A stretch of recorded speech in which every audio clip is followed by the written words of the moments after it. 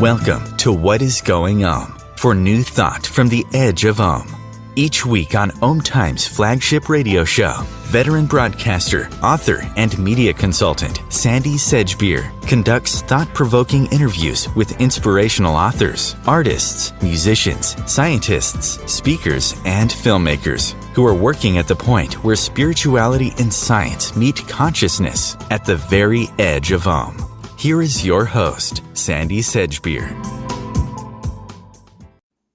Hello. Following on from a previous show in which he outlined why spiritual suffering may be at the root of our modern epidemic of metabolic syndrome and other widespread health issues, somatic psychologist Michael Shea returns today to the show to share the latest information about the spiritual function of the vagus nerve and its key role in the mind-body-spirit connection. Michael, welcome back to the show. Thank you, Sandie. Always good to be here. Appreciate you.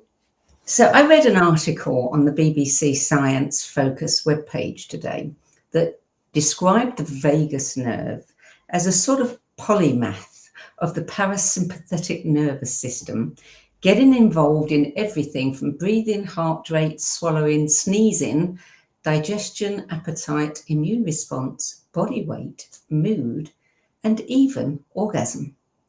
But I don't think I've heard anyone talk about the role that it plays in nurturing the seeds of spiritual experience. So tell me more about that. Well, Sandie, you just named all the seeds of spiritual experience. So, we have a body, okay? And our body has an instinct for self-transcendence. It's there from conception. We have form, we have movement. It's incredible that how it functions. And we're finding that the vagus nerve, in terms of how it functions, and as you just named, it's connected to everything in the body. In that way is kind of like the soil. I wouldn't call it the seed. I would call it the soil in which our spiritual experience and our maturation as human beings can take place, because it gives us an inner knowing. It gives us a consciousness. It gives us a voice that we can listen to when we pay attention to it. People talk about the heart-brain connection. They talk about us having two brains, one in our gut, and one in our head. Is this all to do with the vagus nerve?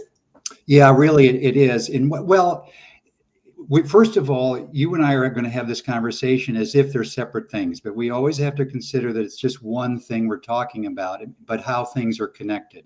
And so the vagus nerve is the great connector.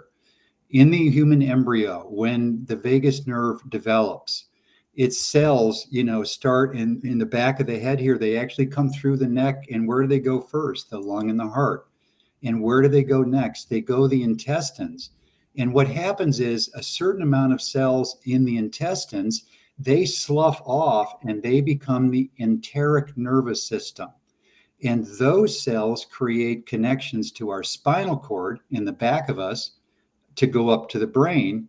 And the vagus is in front and it's going up the middle of the body to the brain. So think of the vagus nerve as a whole loop in terms of the gut-brain, head-brain connection, that we have the vagus up and down the middle, and the vagus had cells that created the gut-brain, and it goes to the spinal cord up to the brain. So it's a looping where all this information then is shared with the body between the two brains. Why has it taken us so long to learn about the vagus nerve? Well, that we could get into a lot of history, and that has to do with neuroscience and what neuroscience is really focused on. Maybe you remember, but in the 1990s was declared the decade of the brain. And so that's in the 90s when all of this information started. The vagus nerve became very big and very popular right at about 1990 or 91. But it also got lost within the context of all these other brain structures that are incredibly important, because what does the vagus nerve do when it gets to the brain? Well, it has to send signals for sorting things out, such as the physiology of self-preservation. So I need to be able to orient to eating, and I need to be orienting to being able to eliminate waste products. but it also ties into those structures of the brain that are very, very critical on assessing safety. So when we talk about the spiritual component of the vagus nerve, we have to first start with the foundation of the vagus is providing information about our external safety from the people around us and internal safety. So if we're eating junk food and processed food, we're basically causing food trauma, and the vagus nerve is saying, I'm not internally safe, okay? And that really begins to change the way we orient to our own survival and our own healing. It also changes our spiritual practice, and it changes the way in which we orient to our own instinct for self-transcendence. Is it changing the way that the medical profession is interacting with the human body? I mean, I talk to a lot of doctors, and the docs we work with, and I would say functional medicine doctors in the United States, and then my wife and I teach at a big alternative cancer clinic in Switzerland, and those doctors are all familiar with the function and role of the parasympathetic nervous system. Not so much the vagus, but the way in which medical doctors learn is through the function of the parasympathetic system, of which the vagus is 75%, but it's not presented that way in medical textbooks. It's presented first in the category of parasympathetic. And then you have to drill down and get into the specific literature, which is now forthcoming. It's incredible in the last 10 years how much has come out about the vagus nerve. But I wouldn't be concerned about a medical doctor knowing about the vagus nerve at this point. Well, I do wonder whether, they're finally going to understand that we are, you can't just treat the body in isolation. You can't treat bits of the body. We are mind, body, and spirit. And I'm wondering how much of the research is going to make the medical profession reevaluate that, because they've kind of ignored that. Well, and that's where we get into the spirituality of the vagus nerve, because what's happening with the research on the vagus nerve is it's entering the domain of the research on compassion.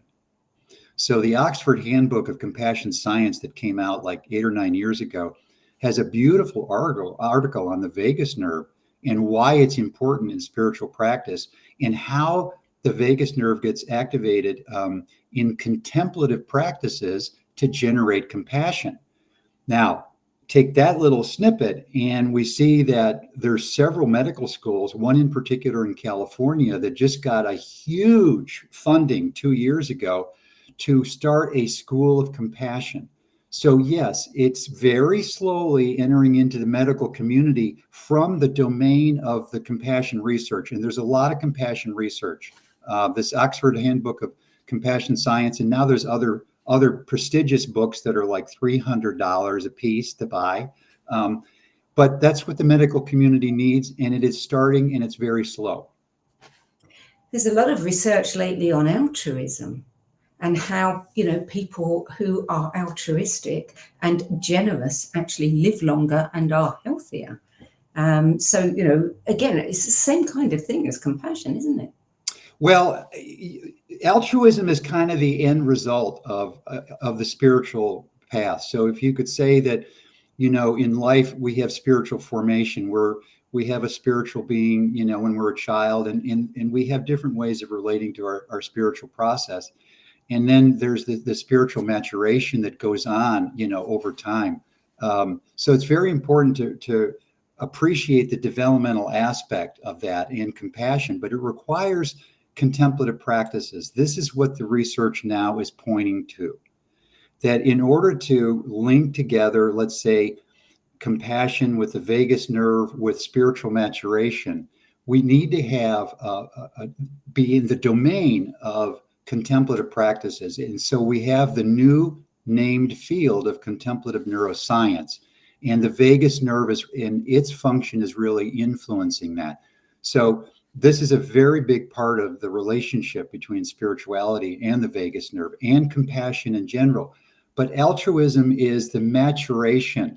You don't start, You don't start that way. Well, actually, you do at a metabolic level, and I don't want to get into that. But the altruism really is based on oneself first. You have to understand compassion and therefore the vagus nerve, because the vagus nerve is giving you a lot of information on what's going on inside your body.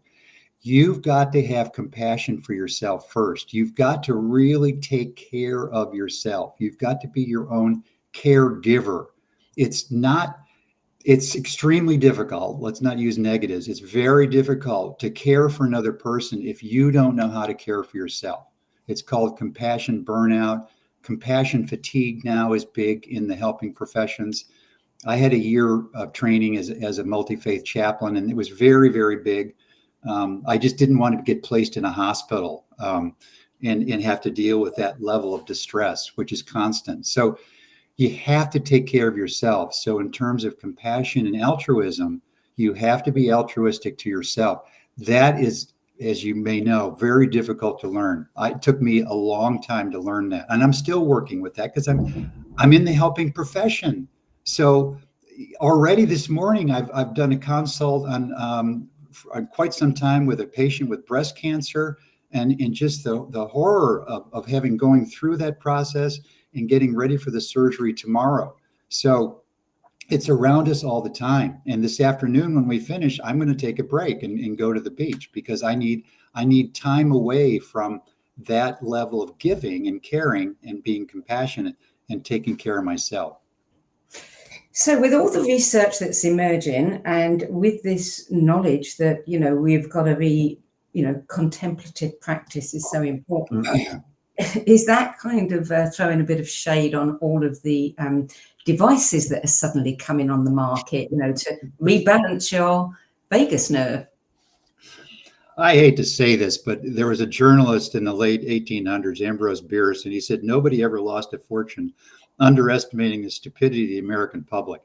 I'm not saying these devices don't have value, because those devices come out of research literature on a function of the vagus nerve in which the vagus nerve can create anti-inflammatory signaling. You want to have that for your healing process.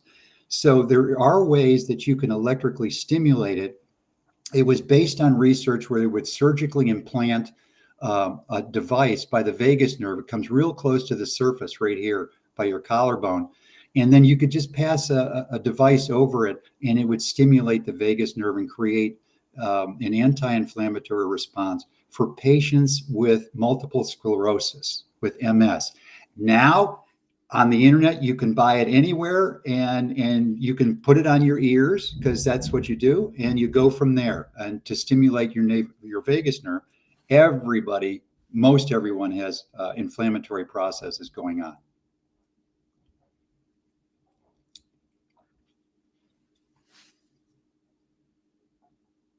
So the whole idea here with the vagus nerve and contemplative practices, because it's trending right now.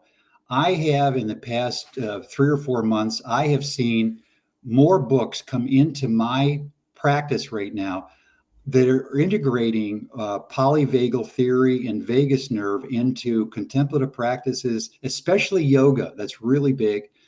In the Compassion Science book, the chanting is really good. And why is that? It's because the immediate association with whether you buy a device to stimulate your vagus nerve, the easiest way to stimulate your vagus nerve is to breathe. So your inhalation goes into your abdomen and your exhalation is slow. So if you've been to a yoga class and you do chanting, you see that, oh my goodness, yes, I'm chanting. It's a very slow exhalation. That raises vagal tone, which then increases your capacity to calm your heart and experience joy and happiness, which is the original function of the parasympathetic system. This is in the neurological literature. The vagus nerve is built for happiness, joy, and bliss. And it's got a default state. And that default state is stress, inflammation, disease process, all of it, what's going on. That's the default. And with contemplative practices, we can start reorienting the vagus nerve to its original functionality, joy, happiness, and so forth, compassion, and the spiritual path, if we want to call it that. It's interesting because, when we look at things like spontaneous healing in people who've been given, life-altering diagnoses, a lot of people say that what helped them heal their bodies was meditation or visualization or something that they undertook to calm their system. So Right. They're working on the vagus nerve.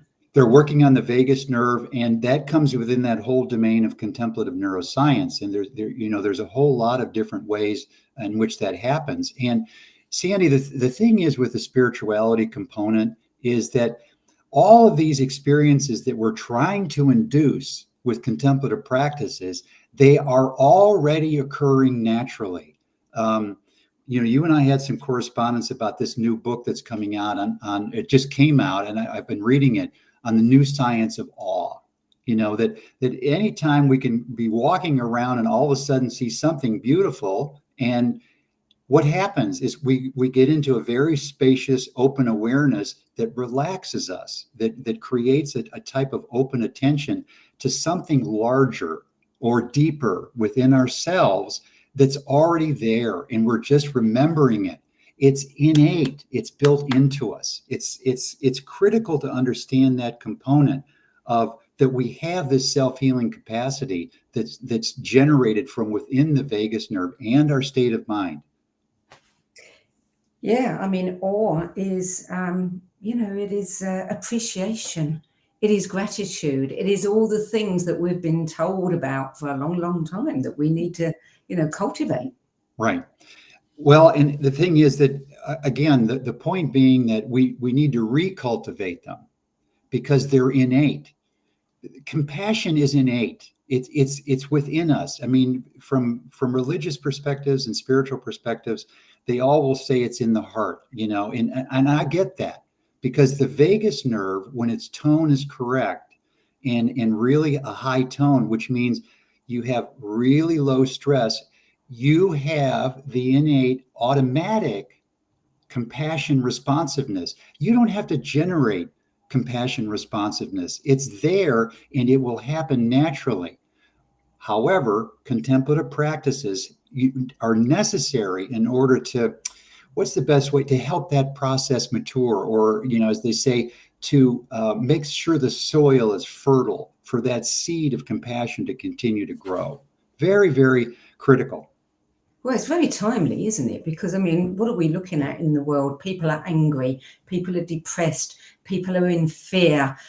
People are, dividing. There's so much division going on, and people are staying away from each other. And, very easy to raise people's tempers and their hatred of things that they don't even know about.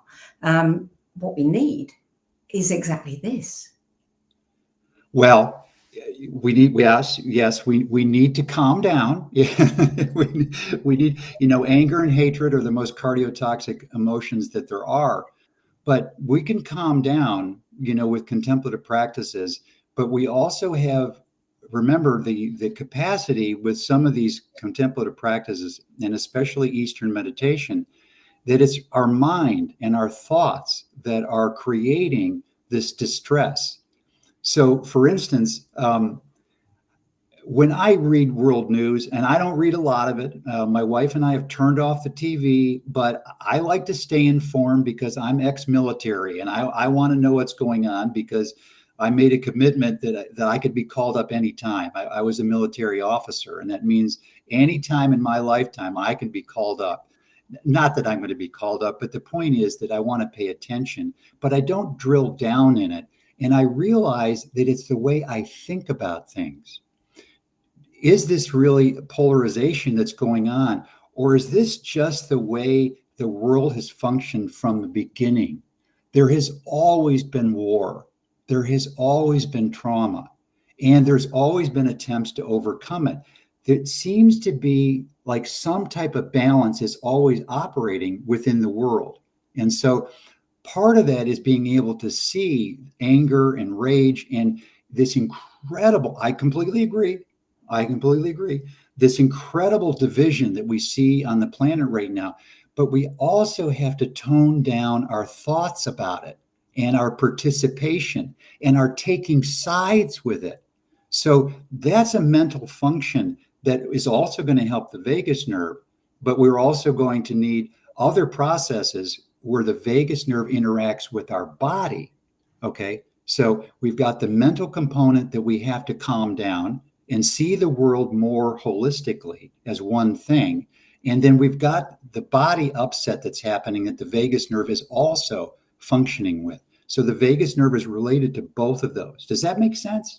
It does make sense. I want to just digress very slightly because something occurred to me today when I was looking over some notes from previous conversations you and I had. And you had said that a study suggested that respiratory symptoms related to long COVID may not be a result of direct injury to the lungs, but rather to the vagus nerve.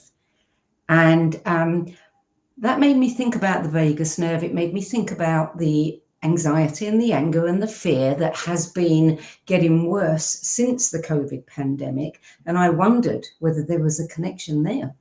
Well, as I think I said earlier, the vagus nerve is responsible for informing us of whether we're safe or not. And so the initial research was, do I feel safe with the people I'm around? But when we start getting into an interpersonal dynamic, do I feel safe emotionally with the people I'm around? And so that's the function of how the vagus works in the heart. When you get down to the gut, it's does my body feel safe? Just my whole body. When you're eating junk food and you've got an inflamed intestine, and 9 out of 10 Americans are metabolically unhealthy, which means their intestines are metabolically unhealthy, they are not feeling safe. How does that manifest? Well, we hear terms like brain fog. I've got brain fog. I can't think right. I fly off the handle real easily. So we see that over perhaps 150 psychological diagnoses now are directly related to the gut microbiome, and that's where the vagus nerve hooks in. So what I'm saying here is people aren't feeling safe internally in their body. And for whatever reason, changes need to happen, but you're not going to get there with a contemplative practice. You're going to get there with your knife and fork, folks, and you gotta, and in your kitchen. I'm calling the kitchen the new ER. So we've got to take better care of ourselves. And when we do that, that's part of our spiritual maturation. We're taking care of our body. And this is a critical component, because if we're not feeling safe, you can't function in the world. You buy into the worldview of no safety. Okay, that's what these headlines are saying. You're not safe. You're not safe. It's the food we're eating that's not safe. It's the thoughts that we're thinking that aren't safe. And there are ways that we can take care and manage that ourselves. It's vital. These are civilizational issues. Our civilization now is at a crux. Okay. And there's been an enormous amount of loss. I just saw a statistic yesterday that 1.4 million people died of COVID from undiagnosed high blood pressure, okay? And what this means is that the level of the clients that are coming in to see me are dealing with constant loss. They've lost friends, family, they've lost loved ones. So there's a constant grieving process that's underneath. And I think that's the edge that I'm working towards, especially in my new book, is to let's take care of the food trauma and getting our body feeling safe, but also really, really let's take care of the bigger picture here that's necessary with taking care of our body and our mind. It's incredibly valuable. And we can do that. We can control that. Well, I think it's so important that, all of this new research is emerging now, because we really do need to to do something and turn the tide. We have to do that. But we're going to take a short break now. You're listening to What is Going On. I'm Sandie Sedgbeer, and my guest today is Somatic Psychologist and founding board member of the Biodynamic Craniosacral Therapy Association of North America, Michael J. Shea. And we're talking about the role the vagus nerve plays in the mind-body-spirit connection and why the spiritual path is humanity's only way forward. We'll be back with more in a few moments. Stay tuned. Home Times TV. Hello, I'm Sandie Sedgbeer, host of Times flagship radio show, What Is Going On? And as an author, editor and 13 times book judge who's read thousands of books and interviewed hundreds of authors, I'm constantly asked what's really worth reading and what's not.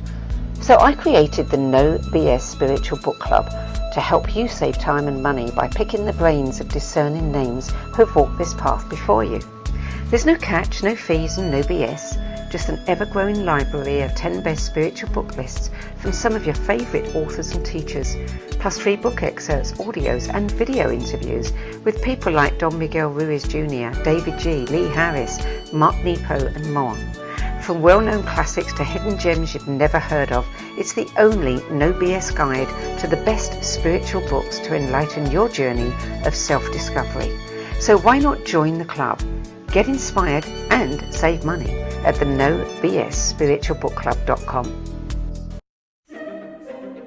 Imagine becoming a super influencer. Reinvent yourself, invest in your brand, and then manifest your success with a robust spheric approach. Times Media and Broadcasting offers a unique and multifaceted way to become the spiritual and conscious influencer you deserve to be by putting your message across our powerful platform with its proven record of integrity and excellence. Through our produced shows, Times offers the opportunity to become a social media TV personality, a radio show host, an Times magazine columnist, and a syndicated podcaster, all in one shot. By live streaming your show on Times TV and broadcasting it across the extensive Times radio and TV networks, you become more than a host. You become an ambassador and a force for positive change. Times. Open yourself to the possibilities. Everything that we do, we can do in a contemplative manner. Through the art of contemplation, you can use the gene keys in a really powerful way. Gene Keys is basically the code book of life. In the Gene Keys, the book is made up of these three levels: shadows, gifts, and siddhis. And the journey is through those three levels, kind of unpicking of the shadow states, the releasing of the gifts, and then the embodying of this higher consciousness called the siddhi. And the siddhis are very exalted words. And it's not like we kind of suddenly are all these exalted Christ-like beings, but we have flashes and illuminations along the journey. And the more we get stuck into the journey, the more illumination comes to us, because the more we're releasing the light from in these codes inside our DNA. So all those revelations are inside us. So the contemplative way is the inner way.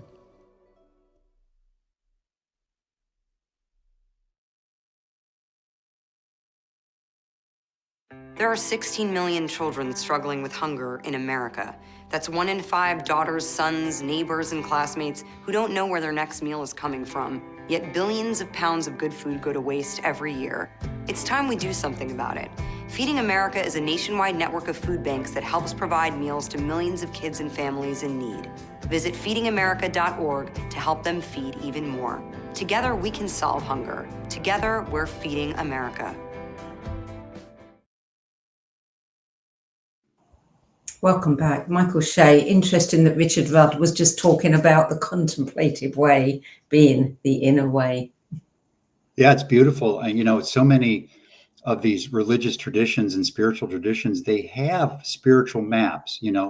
If you start here with this practice and then you go to this practice, you end up with this practice. Buddhism has it, Hinduism has it, Sufism has it. It's beautiful. So there's maps out there, but the main map is the heart, and following your own heart, and really following your own destiny as you go through the process of maturing as a human being, and then maturing as a really full spiritual human being. Well, what about religion? I mean, you've talked about a lot of Eastern practices there. There's an awful lot of religious practices that really do not, connect the body with the spirit.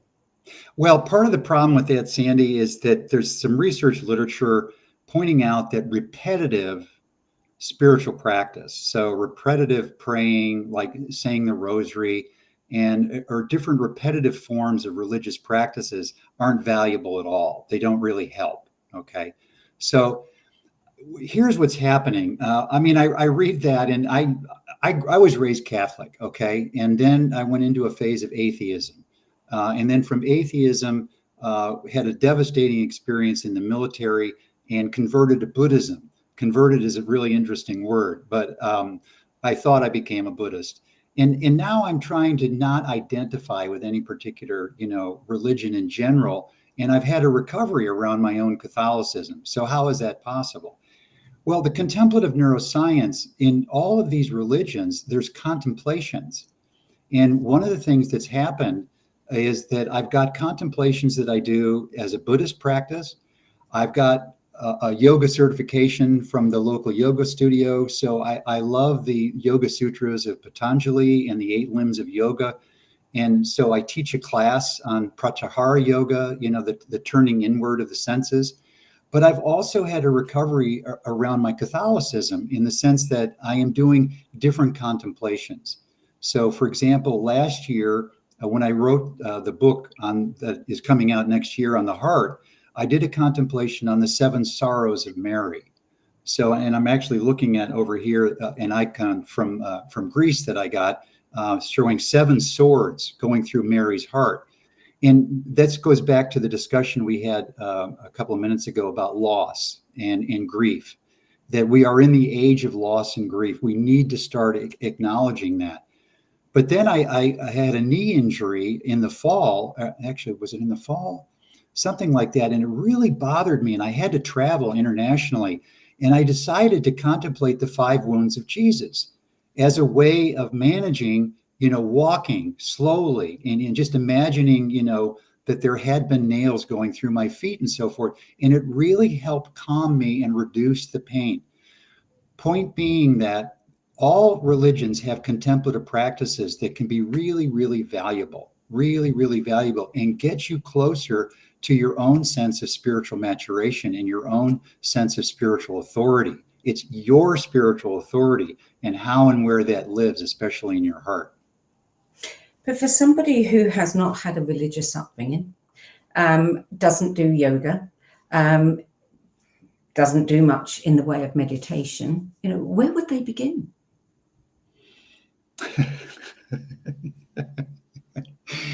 Sandie, anything can be considered a meditation. So I'd actually have to sit down with such a person because, for example, as being trained as a multi-faith chaplain, they say sometimes an atheist that's dying will call you into the room because they want to talk. And you go, what are you going to talk about if you can't talk about God or Jesus or whatever? You can talk about love. You can talk about your experiences of how you felt and experienced love in your life, your loved ones, whether you were married, whether you had kids, whether you were lucky at love, whether you were unlucky at love, your experiences of happiness. What are your regrets in life? Finding out, most people have a lot of regrets on their deathbed. It's unbelievable. So these are for an atheist, even, these are conversations that you can have. Sleeping is a meditation. Walking is a meditation. So it doesn't have to be a formal contemplative practice. The issue is whether or not someone is anxious or depressed, from given their lifestyle.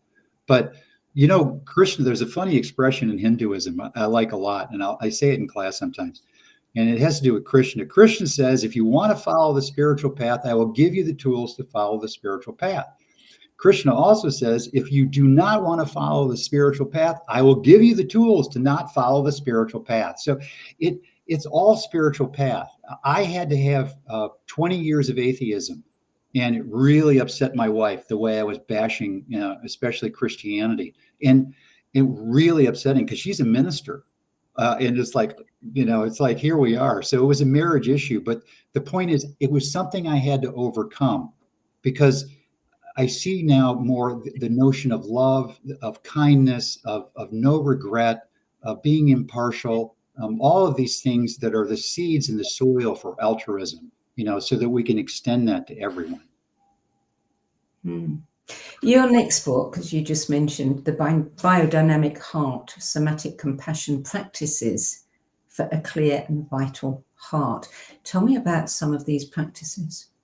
Well, the practice has to do, in the first section of the book, is I really address the notion of loss and what's happened in our culture.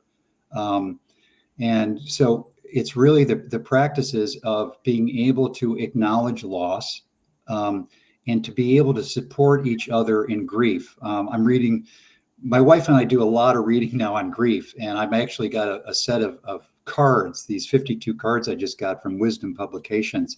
They're beautiful contemplations about grief and so forth. And it's being able to really get into the notion of loss and grief and integrate that, as part of our spiritual practice.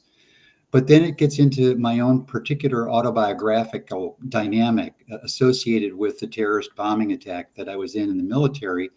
And then my own spiritual path, telling people, your way is your way. Here was my way. And it was very irregular. The path is very irregular. And it's really going to be your path, and finding support for your particular path.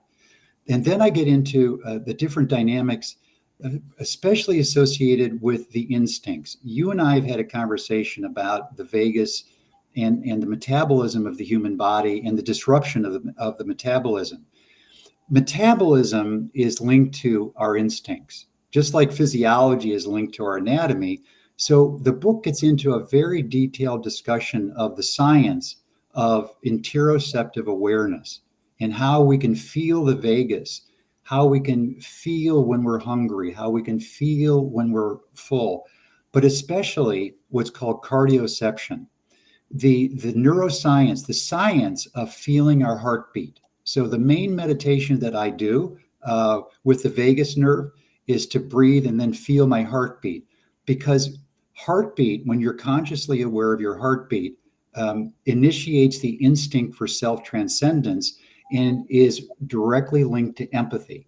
So over 20 years now of research on empathy, the more you can feel your heartbeat and really sink into your heartbeat, the more you can avoid trauma, the more you can change your behavior, the more you can influence vagal tone, and the more you can promote empathy and compassion as the basis and the remembering of how that lives in our heart, and how we can be with other people that way. That's the key point for me with the book. The last part of the book, Sandie, are all the hand positions that I've developed for the cardiovascular system. So I'm a manual therapist, and I apply the craniosacral therapy to the cardiovascular system. And I take it towards the mystical edge of the dynamic, because in the history of osteopathic literature, starting in the middle of the 1800s, many of these manual therapists and osteopaths were mystics. My main mentor, an osteopath, very, very mystical person. And so I teach that component in the last, where our hands are a ministry. This is a spiritual ministry. The heart meridian has a point here, and you can visualize beams of light coming out of that while you're healing or having your hands on people. So I teach these visualization practices, and also how to engage the cardiovascular system with visualization, with movement, with touch and kindness, in order to facilitate the instinct for self-healing and the instinct for self-transcendence. Now it's a big book, 500 images. It's the biggest thing I've ever done. Of the 9 books I've done, this is the biggest one. Well, I mean, it sounds like a really interesting book too. Oh, I love it. And I'm in conversation now, because it's coming back to me next month for the final edit. And I'll have like 200 or 300 edits that I'll have to do, and really integrate everything that I've learned since I finished writing it a year ago. So I'm happy about it. I'm very happy because it's about the heart, and that's my spiritual path, the vagus nerve. And yeah. Well, and you think about the hands, and I immediately think about Reiki practitioners, who are using their hands to feel the energy around the body. And I've had experiences with incredible, hands-on and hands-off healers where I have literally felt the heat coming out of their hands. So is this something we can do for ourselves? With these pictures in your book, can we work on our own body? Oh yeah, absolutely. What I teach is, it's very simple. It's all on the internet anyway. So it's first of all, to get into a place where I place my left hand over my heart and then my right hand over my belly, where the vagus nerve ends just below the umbilicus. And then I just do breathing. I just breathe into my hand in my belly and then long exhalations. And I just start settling myself. Once I do that, I tune into my heartbeat and I start feeling my heartbeat. And what I do with that is I'll recite a prayer or a poem that I've memorized in the cadence of my heartbeat in order to increase empathy. And then once I do that, then I start visualizing different colors. So I like to teach visualizing, and then the book is what I teach, is visualizing the heart being white, and then visualizing the heart being blue, and then yellow, and then red, and then green, and then letting it grow from there. Those are the 5 primary spiritual colors in Tibetan medicine, because I've studied Tibetan medicine for 40 years. So it's the breathing, and then it's the interoceptive awareness of heartbeat, and then it's visualizing the heart as the different colors, and then letting that come alive, because there's a point at which you deliberately visualize, let's say, these colors, and then there's a moment at which the vagus nerve and everything kind of comes together and it comes alive. Your rainbow body comes alive, and it's a very deep spiritual process. And at that point, you're given information. You're talking to your higher self, I guess you could say, or your deeper self, if you're inclined to think more along the Buddhist lines.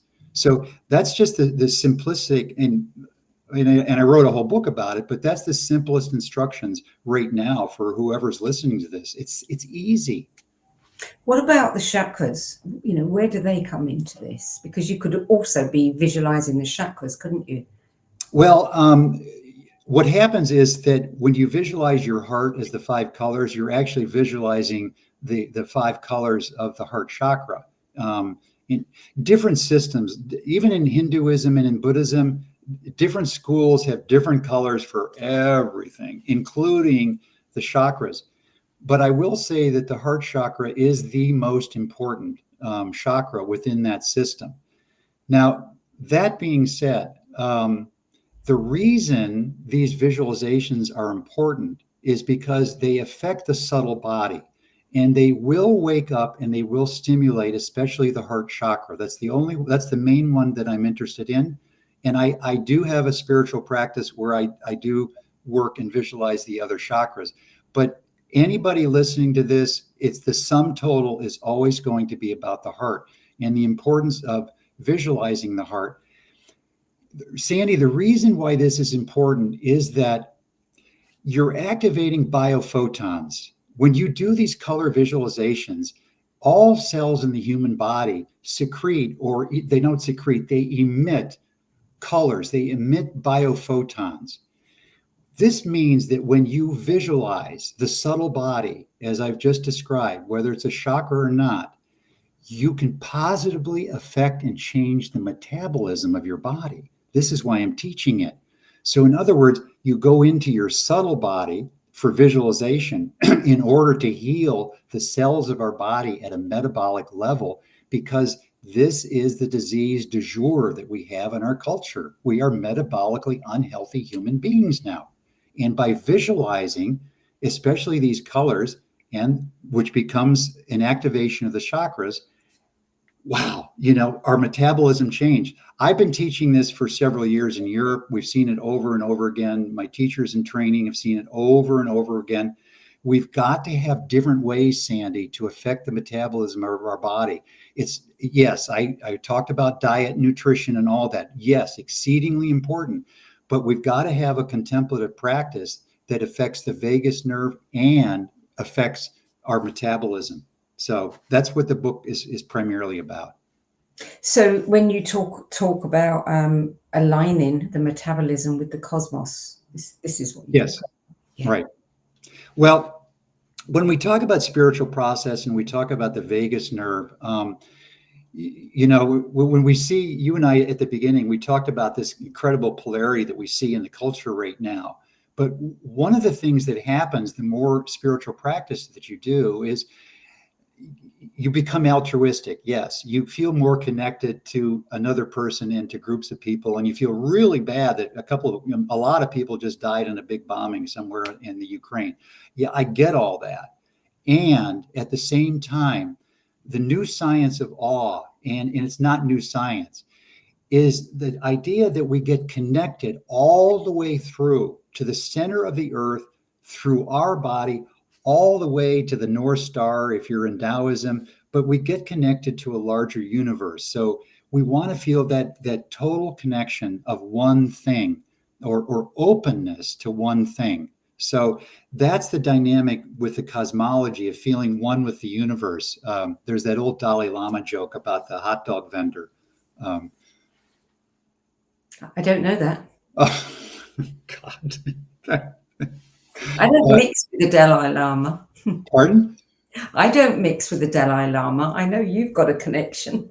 Well, yeah, I mean, I like the Dalai Lama. It's a good message, but it's that whole joke of make me one with everything.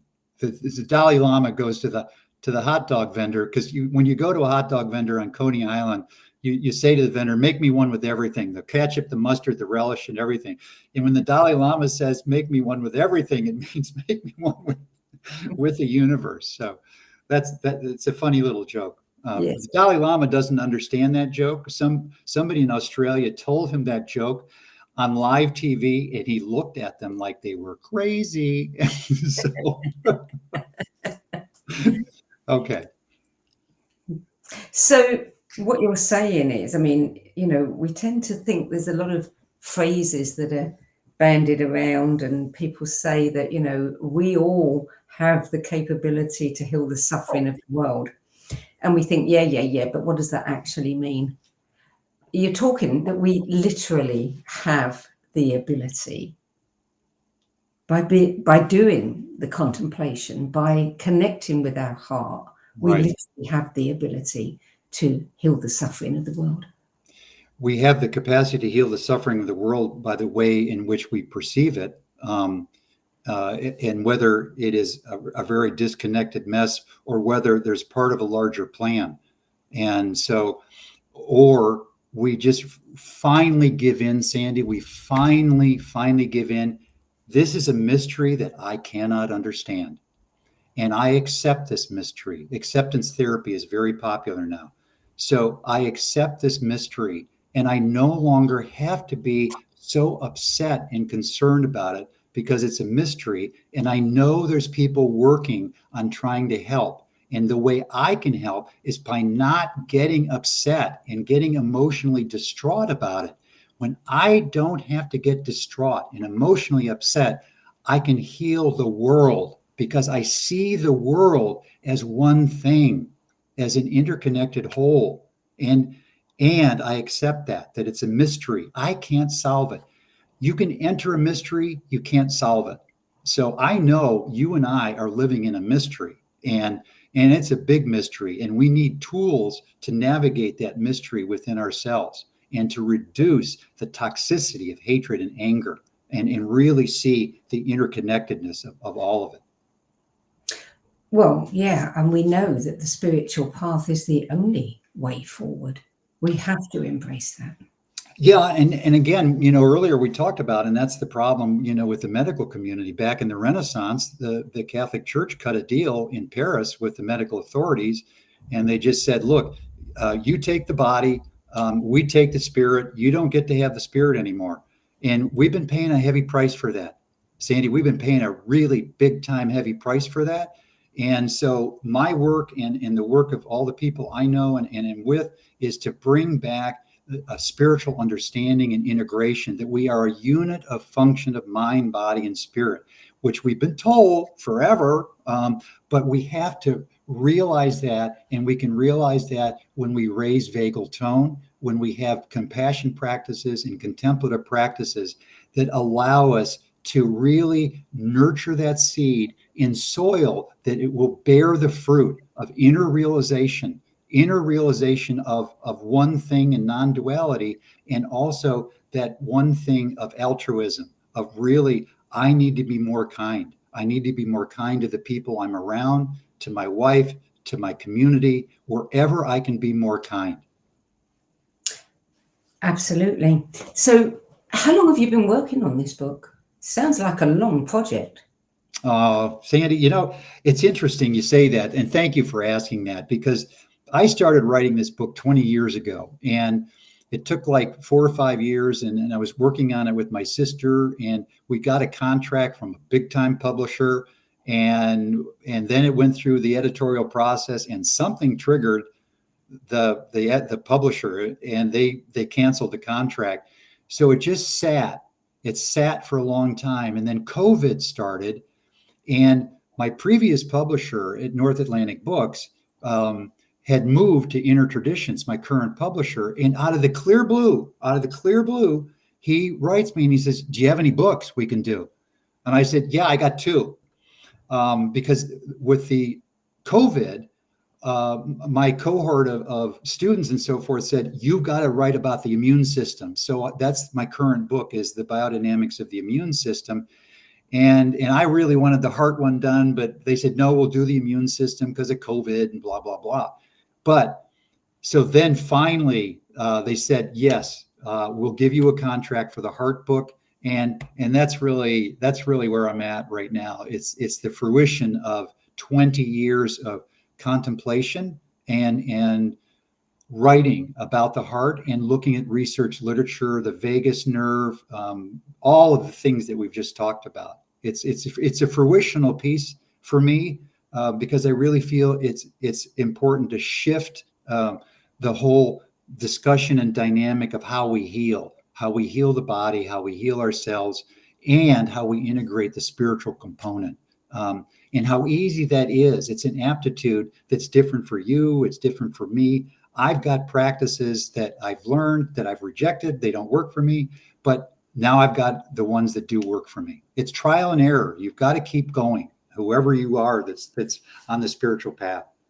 I would imagine in that 20-year period where the book was sitting, the science, I mean, you had to go back and revisit it because the science has changed so much. Oh, it's amazing. And then all of a sudden you get compassion science. So you have all the science on empathy, all the science now on compassion, and that's going to be integrated, into medical schools and so forth.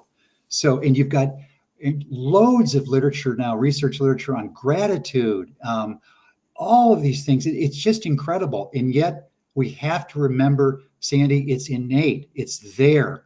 It's already built in. And these practices allow us to remember it, to recover it, to recognize it, and to nurture it. We have to sweep our garden, as they say in Zen, and nurture this possibility. So it's a beautiful time we're in. I think this is a beautiful time we're in. Agreed. 500 pages is, a lot, not for someone like me who devours books, but for a lot of people. What are you doing to help those who might be intimidated by such a big book? Are you offering free events? Are you, online, etc.? Yeah. Well, Sandie, that may be the way you and I got connected, because my first publisher, and I did 6 books with them, never assigned me a publicist. So I write a book and bingo, I'm on to the next one. I don't even promote it, because bookstores and talking at bookstores was fading out at that point in time. So I write the immune system book, and Inner Tradition says, "We've assigned you a publicist. You are now going to be given podcasts and all sorts of things to promote your book. And I'm an introvert, and I'm like, oh my God, I've got to promote myself. So I had to begin learning how to promote myself. And the first 2 or 3 interviews were like, it's like, because I'm not a good salesperson. But at any rate, I learned to be able to talk about the book from the perspective of altruism and self-compassion, and really how to help ourselves. So I've been assigned a publicist, and as soon as this next book comes out, there'll be a whole other round. And actually, I've already lined up a number of podcasts and interviews and so forth, because I'm actually enjoying the process. I'm really enjoying the process, and I want to thank you. Passionate about it, and that comes across. And you don't need to have anything else other than passion for what you're talking about. When is it going to be published? The publisher just told me last week that it'll actually be a year from now in August. And with the immune book, I went, no, we've got to get it out now. People are sick, people are dying. And I realized when the book came out, it's getting worse. It doesn't make any difference. So, and Sandie, there's a lot of good books coming out now. There's a lot of good books coming out on the vagus nerve and contemplative practices and so forth. So, and especially with a focus on the cardiovascular system and heart. So I'm part of a trend that's happening, and I'm really enjoying being a part of that worldwide international trend. I'm going to have to cut you there, Michael, because we are almost out of time. Oh, okay. But thank you so much for joining us. I'll look forward to that book. We'll have you on the show when it comes out. And we'll talk again. Okay. Thank you, Sandie. Thanks. Michael's book, Biodynamics of the Immune System, Balancing the Energies of the Body with the Cosmos, and his new book, The Biodynamic Heart, published by Inner Traditions. That's it for today. That's all we've got time for. I'll be back at the same time next week. Thank you, Michael Shea. Thank you, Sandie. Pleasure.